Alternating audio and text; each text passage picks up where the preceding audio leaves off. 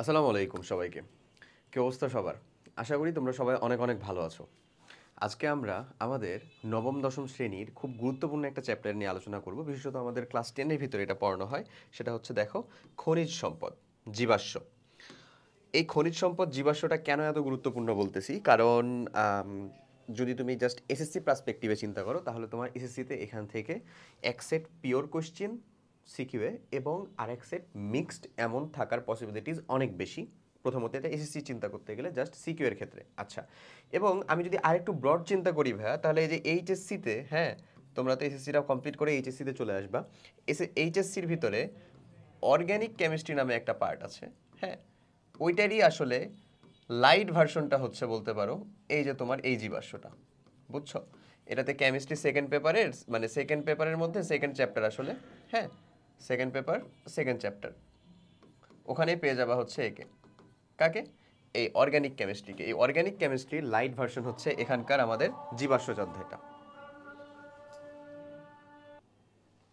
আচ্ছা, সো দেখো ভাই, আমরা যে অংশটা নিয়ে বলছিলাম যে আমাদের এটা এসএসসি এবং এইচএসসি দুই অংশের ভিতরেই খুব গুরুত্বপূর্ণ। ওকে, তো এখানে জীবাশ্ম এই চ্যাপ্টারটা একেবারে ধরো আমরা আজকে এই লেকচারের মধ্যে এমনিতেই একেবারে প্রিলিমিনারি আলোচনাটা করব জীবাশ্ম রিলেটেড, মানে অর্গ্যানিক বা জৈব রসায়নের ভিতরে ঢুকবো না।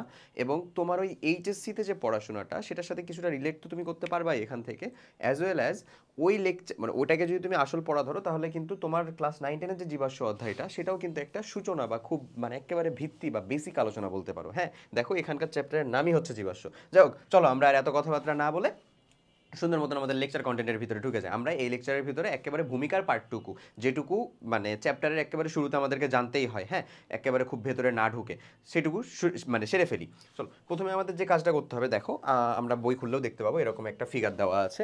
সো এটা একটা ফসিল বা হচ্ছে যে জীবাশ্ম, বুঝতে পারছি আমরা যে দীর্ঘদিন কোনো একটা প্রাণীর দেহ মাটির নিচে পড়ে তাপ চাপ এগুলার পরিবর্তনের কারণে আসলে তাদের অভ্যন্তরীণ কী কী পরিবর্তন হয়ে বর্তমানে কি অবশিষ্ট আছে, হ্যান ত্যান এমন একটা কিছু সামথিং রিলেট টু দ্যাট বুঝাচ্ছে আর কি। ওকে, তো আসলে এই জিনিসটা কি বোঝাচ্ছে বা মানে কি? আসলে ব্যাপারটা হচ্ছে যে পৃথিবী শুরু হওয়ার পর থেকে এখন বর্তমানে মানে কত ধরনের পরিবর্তন হয়েছে একবার চিন্তা করে দেখো। এক একটা যুগ এক এক সময় আমরা নিশ্চয়ই পড়ি না এরকম। সো বারবার কোনো অংশ একটা মাটির নিচে পড়ে গেছে, কোনো সভ্যতা মাটির নিচে চলে গেছে, গাছপালা পশু পাখি এত যে বেশি ছিল সেগুলোও মাটির নিচে ঝামা চাপা পড়ছে। যখন একটা বিশাল এরকম পরিবর্তন হয়, হ্যাঁ, একেবারে মাস যে চেঞ্জটা আর কি, এত বিশাল পরিবর্তন হইলে ওই বিশাল পরিবর্তনের ফলাফলটা মাটির নিচে ওইরকমভাবে নিশ্চয়ই ওটা তো আর একেবারে নিঃশেষ হয়ে যেতে পারে না, কোনো না কোনো অবস্থাতে তো রূপান্তর হয়। যে অবস্থাতে জৈব কোনো একটা পদার্থ বা জৈব একটা বা জীবনযুক্ত কোনো একটা বস্তু যে শেষ রূপান্তরটা হচ্ছে, এই শেষ রূপান্তরটাই হচ্ছে বিশেষ করে জীবাশ্ম, খুব সহজ বাংলায় বলতে গেলে। এখন জীবাশ্ম আসলে আমাদেরকে জানা কেন দরকার, এটা থেকে আমাদের কী লাভ হবে, সেটার কারণটা হচ্ছে এখান থেকে আমরা এটাকে ফুয়েল বা জ্বালানি হিসেবে ব্যবহার করতে পারি। এবং কোন অংশটুকুকে লাভজনকভাবে জ্বালানি হিসেবে ব্যবহার করতে পারবো, কোনটুকুকে করতে পারবো না, বা এখান থেকে আমার পরবর্তীতে আমরা কি কি কাজে লাগাতে পারি, এগুলো জানার জন্যই মেইনলি এই চ্যাপ্টারটাকে পড়া। সো চলো আমরা একবারে প্রিলিমিনারি কথাবার্তা কিছু দেখি। এগুলো জাস্ট তোমার রিডিং দেওয়ার মতন কিছু, আর কিচ্ছু না। দেখেন কি বলে, পৃথিবীর বয়স প্রায় 4.54 বিলিয়ন বছর। এখানে দেখেছো যে অনেক বছর আগে নিশ্চয়ই পৃথিবীর এরকম রূপ ছিল না। 500-600 বছর আগে পৃথিবী ছিল ঘন বন জঙ্গল, এরকম একটা অবস্থায় ছিল। পরবর্তীতে এটা বিভিন্ন সাগর মহাসাগরে পরিপূর্ণ ছিল। প্রাকৃতিক বিপর্যয়ে ধ্বংসপ্রাপ্ত শৈবাল ছত্রাক নিচু এলাকা মানে উদ্ভিদ যাবতীয় সকল কিছু মাটির নিচে একত্রিত স্তূপ আকারে জমা হয়ে গেছে, তার উপর পড়তে থাকলো পলির আস্তরণ মানে মাটির আস্তরণ পড়তে থাকলো। মিলিয়ন মিলিয়ন বছর ধরে সকল উদ্ভিদ প্রাণীর দেহ অবশেষ হাজার হাজার ফুট মাটি এবং বিভিন্ন শিলার আস্তরণ হয়ে গেল। উচ্চচাপ এবং উচ্চ তাপমাত্রা এবং মিলিয়ন মিলিয়ন বছর, এই তিনটা জিনিস, উচ্চচাপ উচ্চ তাপমাত্রা এবং বিশাল আকার একটা সময়, এই তিনটাই বিভিন্ন ভৌত এবং রাসায়নিক পরিবর্তন ঘটে। এটা হচ্ছে যে কোনো একটা বস্তুর ভিতরে দুই ধরনের পরিবর্তনই ঘটতে পারে। এক ভৌত পরিবর্তন মানে তার অবস্থা, ফিজিক্যাল অবস্থা বা ভৌত অবস্থার পরিবর্তন ঘটতে পারে, এবং রাসায়নিক পরিবর্তন। এই রাসায়নিক পরিবর্তন ঘটে কয়লা, এই যে স্পেসিফিক্যালি কিছু কথা চলে আসছে, পেট্রোলিয়াম আর প্রাকৃতিক গ্যাস সৃষ্টি হলো। এই তিনটাই আমাদেরকে এখান থেকে জানতে হবে কি কি জিনিস সৃষ্টি হলো।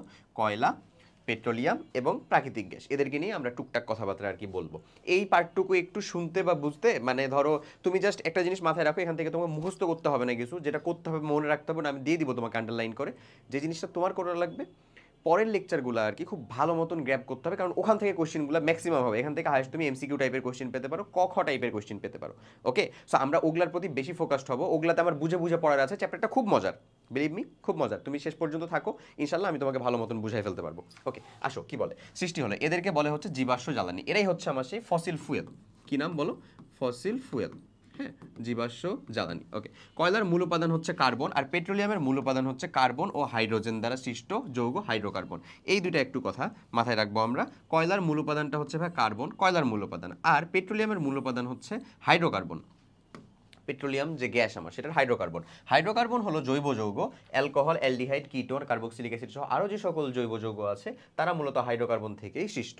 ওই যৌগ থেকেই এই অ্যালকোহল, অ্যাসিড, এস্টার, হ্যানত্যান এগুলো সৃষ্ট। ওকে, তো আমরা এগুলো কিছু নামটাম শুনলাম, তুমি যদি ফার্স্ট টাইম শুনো নো প্রবলেম, হোপসো তুমি ফার্স্ট টাইম শুনতেছো না, তাও কোনো সমস্যা নাই। চলো পরের অংশটা দেখি। এই অধ্যায় শেষে আমরা কি আলহামদুলিল্লাহ, এগুলো আমাদের পড়ার কাজ না, এগুলো হচ্ছে খুব ভালো ভালো স্টুডেন্ট যারা তারা খুব পড়ে, মজা করলাম, তারাও পড়ে না, বিলিভ মি। কী হবে এই অধ্যায় শেষে, কী হবে সেটা জানতে পেরে। এই অধ্যায় পড়ে ফেলি আমরা, আরামসে বলে ফেলতে পারবো কী হবে। আমি বলি কী হবে এই অধ্যায় শেষে, তুমি এই অধ্যায় থেকে সিকিউ কোশ্চেন এবং এমসিকিউ কোশ্চেনের উত্তর করতে পারবা, ভালো একটা মার্ক কন্টেন্ট করতে পারবা, সোজা বাংলায় বলতে গেলে এটাই। ঠিক আছে, আমরা ওই কাজটাই করব। তবে আমরা অবভিয়াসলি বুঝে পড়বো যেন এখান থেকে কোশ্চেন যতই যেরকমভাবে ঘুরিয়ে পেঁচিয়ে দেখ না কেন আমি উত্তর করতে পারি।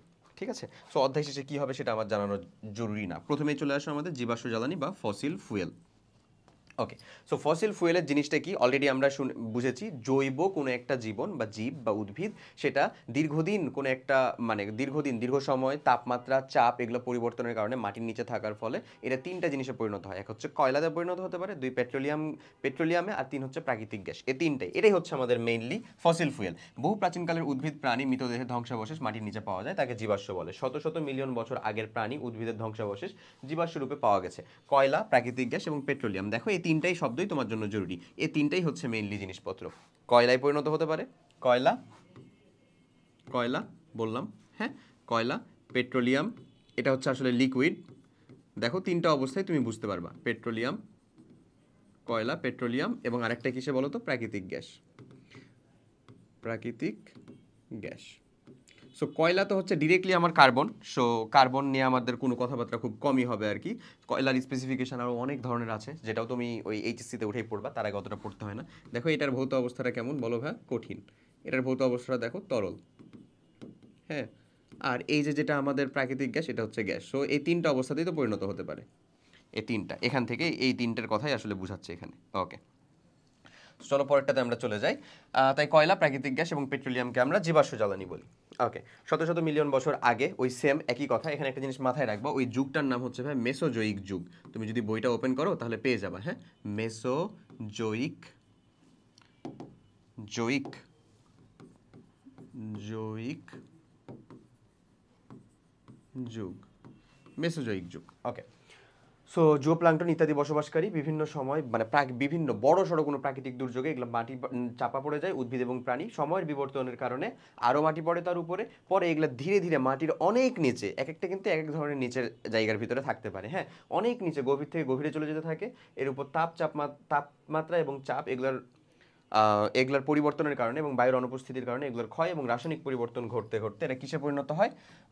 এই যে দেখো বড় বড় উদ্ভিদ শুরু করে ক্ষুদ্রতম উদ্ভিদ প্রাণী পর্যন্ত সকল ধরনের উদ্ভিদ প্রাণী জীবাশ্ম জ্বালানির সৃষ্টি হয়েছে। এই যে জীবাশ্ম জ্বালানির সৃষ্টি করে, এই কথাগুলো এখানে বলা। আমি তোমাকে আগেও বলছি যেগুলো জিনিস আমার রীতিমতো এরকমভাবে রিডিংয়ের, এটা রিডিংয়ের দেখা জিনিস। এখন আমি পর্যন্ত যে কথাটুকু বলছি এটুকুই, কি পৃথিবীর শুরু থেকে বৃহত্তর কোনো প্রাকৃতিক বিপর্যয়ের কারণে উদ্ভিদ প্রাণীকুল মারা যেয়ে বা ধরো ধ্বংস হয়ে মাটির নিচে চাপা পড়ে যাওয়ার কারণে সময়ের বিবর্তনে তাপ এবং তাপমাত্রার পরিবর্তনের কারণে এটা জীবাশ্ম জ্বালানিতে পরিণত হয়। জীবাশ্ম জ্বালানি বলতে কিসে কিসে পরিণত হয়, কয়লা, পেট্রোলিয়াম, প্রাকৃতিক গ্যাস, এই তিনটার ভিতরেই পরিণত হতে পারে। ও কথাগুলোই ধরো রিপিটেড হচ্ছে, বুঝছো। সো যাই হোক, বাংলাদেশের যেমন একটা উদাহরণ দেখো, বাংলাদেশের হরিপুর গ্যাস ক্ষেত্র প্রাকৃতিক গ্যাসের সাথে পেট্রোলিয়ামও পাওয়া গেছে, মানে কোথাও কোথাও একাধিকও থাকতে পারে। ওকে, এই জীবাশ্ম জ্বালানির মূল উৎস জীবদেহ, তাই এ সকল জ্বালানিতে কার্বন এবং কার্বনের যৌগই মেনলি পাওয়া যায়, এটা আমরা অলরেডি জানি। ওকে, চলে আসো এবার হচ্ছে আমাদের প্রাকৃতিক গ্যাস, ন্যাচারাল গ্যাসের পার্টটা। এখান থেকে একটা গুরুত্বপূর্ণ জিনিস, যে প্রাকৃতিক গ্যাসের প্রধান উপাদান কি, চোখ বন্ধ করে, মিথেন। খুবই খুবই গুরুত্বপূর্ণ একটা কোশ্চেন ভাইয়া। প্রাকৃতিক গ্যাসের প্রধান উপাদান কোনটি, মিথেন। এটা প্রায়ই আসে, হ্যাঁ, এটা ইভেন এখন থেকে শুরু করে তোমার চাকরি পরীক্ষা তখন পর্যন্ত আসে, বুঝতেছো এটার গুরুত্বটা। সো তাহলে প্রাকৃতিক গ্যাসের প্রধান উপাদান কোনটা বলো, মিথেন। এছাড়াও প্রাকৃতিক গ্যাসের ভিতরে কোন জিনিসপত্র থাকে, ইথেন থাকে 7%, হ্যাঁ, বিউটেন থাকে হচ্ছে 6%, প্রোপেন থাকে 6%, বিউটেন এবং আইসোবিউটেন 4 এবং 3% করে থাকে। বিউটেন, আইসোবিউটেন, এই দেখে নাও। তোমাদেরকে যে জিনিসগুলো দেখানোর জন্য আমিও খুব হচ্ছে কি বলবো, মানে আর থামতে পারছি না, এরকম অবস্থা। CH2 CH2 CH3, এটা হচ্ছে ভাই বিউটেন, হ্যাঁ 4 কার্বনযুক্ত একটা অ্যালকেন। আইসোবিউটেন কেমন জানো, এই যে CH3 যেন ধরো তুমিও একটু হচ্ছে যে জৈব রসায়ন পড়তেছো এমন যেন ফিল পাও, এটা হচ্ছে আইসোবিউটেন। ঠিক আছে, কিভাবে হচ্ছে, কার নাম কীরকম, হ্যান ত্যান, এই রিলেটেড যাবতীয় ডিটেলস আলোচনা করবো ইনশাল্লাহ, এই ক্লাসের ভিতরেই থাকবে, এই পার্টে না, এই পার্টটা জাস্ট আমাদের শুরুর। আচ্ছা, এটা হচ্ছে আমাদের ন্যাচারাল বিউটেন বা শুধু বিউটেন, যা বলবা তুমি এটাকে বলতে পারো এই। ওকে, আচ্ছা আচ্ছা, এখন প্রাকৃতিক গ্যাস পাওয়া গেছে, তাদের 99.99%ই হচ্ছে মিথেন। দ্যাটস ওয়াই এটাকে কি বলা হয়, বাংলাদেশে যেটা পাওয়া যায় সেটা। সো আমাদের প্রাকৃতিক গ্যাসের মেন উপাদানই হচ্ছে মিথেন, বাংলাদেশেরটাতে 99.999%ই মিথেন থাকে। ঠিক আছে, ওকে। চলো, পেট্রোলিয়ামের উপাদানসমূহ, তাদের পৃথকীকরণ। কয়লার পাইলা, প্রাকৃতিক গ্যাস পাইলা, কয়লা মানে হচ্ছে কার্বন। এবার পেট্রোলিয়াম যেটা আমাদের তরল ছিল, সেটার উপাদানগুলো কি কি, এবং সেটা হচ্ছে তরল ছিল মেইনলি, তাদেরকে আমরা কিভাবে বিশোধন করব, এটা খুব গুরুত্বপূর্ণ একটা জিনিস। আচ্ছা, পেট্রোলিয়াম সম্পর্কে একটু কথাবার্তা পড়ি আমরা। পেট্রোলিয়াম সাধারণত 5000 ফুট বা তার থেকেও গভীর শিলা স্তরের মাঝে পাওয়া যায়। পেট্রোলিয়ামের সাথে অনেক সময় প্রাকৃতিক গ্যাস থাকে, যা পেট্রোলিয়ামের উপরিভাগে চাপ প্রয়োগ করে তাকে ভেতর থেকে নিয়ে আসতে সাহায্য করে। কূপ খনন করা হলে এই প্রাকৃতিক গ্যাস পেট্রোলিয়ামকে ভূপৃষ্ঠের উপরিভাগে উঠে আসতে সাহায্য করে, যেটার কথা বললাম। পেট্রোলিয়ামকে খনি থেকে সরাসরি পাওয়া যায় যেটা, সেটাকে বলা হয় অপরিশোধিত তেল বা ক্রুড অয়েল। মানে পেট্রোলিয়াম, হ্যাঁ, পেট্রোলিয়ামকে আমরা ডিরেক্ট ইউজ করতে পারি না, ওখান থেকে আমরা যেটা পাই, মানে পেট্রোলিয়াম যেখান থেকে নিয়ে আসবো, মানে আমরা যে ভূমি থেকে যেটাকে উত্তোলন করলাম, সেটাকে আমরা বলবো কি, ক্রুড অয়েল বা অপরিশোধিত তেল। অপরিশোধিত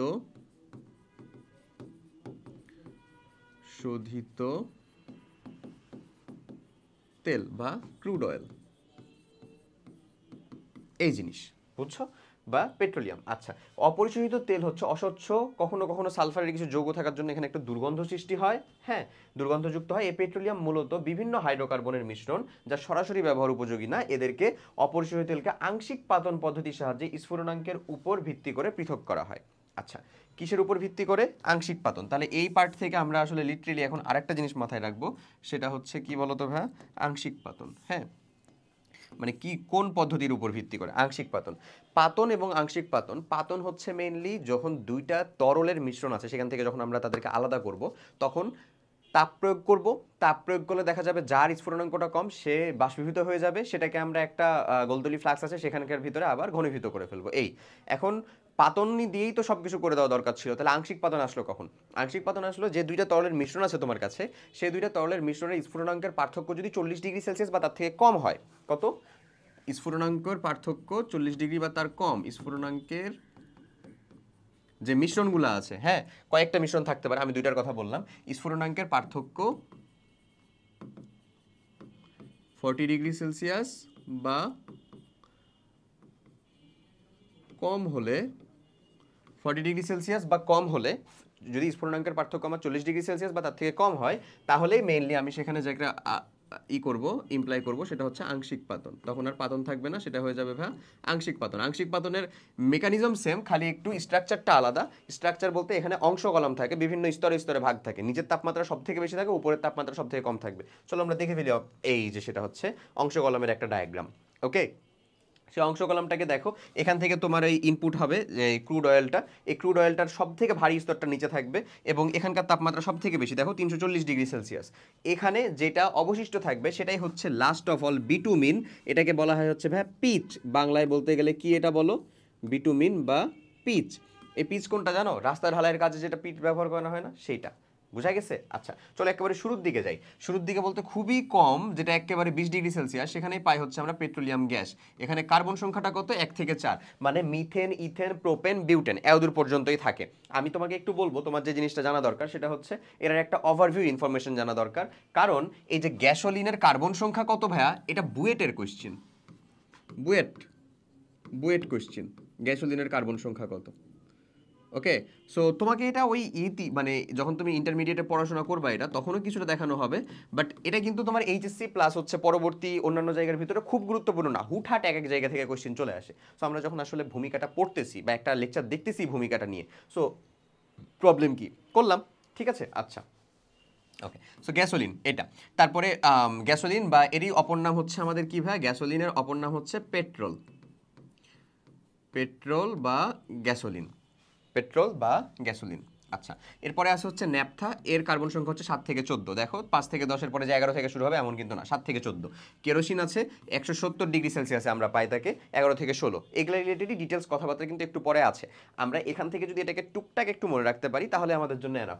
20 ডিগ্রি, তারপরে 70। দেখো এখানে 5 মানে 50-50-এর একটা ইন্টারভাল আছে। সো আমরা যদি এটাকে সিরিয়ালি মনে রাখতে পারি তাহলে 50-এর ইন্টারভালটা দিয়েও মনে রাখতে পারি। 20, 50, 70, আবার 50, 120, আবার 50, 170, আবার এখানে আবার 100 চলে আসছে। যাক, যতই আসুক সমস্যা নেই। এই যে এখানে অবধি কি আমাদের 50-এর একটা ইন্টারভাল আছে না, কতদূর পর্যন্ত, এই যে কেরোসিন পর্যন্ত এমন। আচ্ছা, তো এই কয়টা। তারপরে হচ্ছে ডিজেল। এই যে ডিজেল যেটাতে আমাদের বর্তমানে হচ্ছে যে বাস টাস বা এই যে ইঞ্জিনগুলো চলে সেগুলোই তো হচ্ছে এখানকার ডিজেল। তারপরে লুব্রিকেটিং অয়েল। তো এখানে এটাকে একটু সিরিয়ালি মনে রাখার জন্য আমরা যে কাজটা করতে পারি, হ্যাঁ,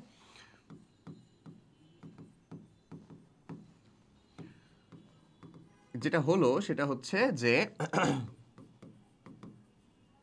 আমি তোমাকে বুঝাচ্ছি। এই যে এটা যেটা লিখছি এটা আসলে কি,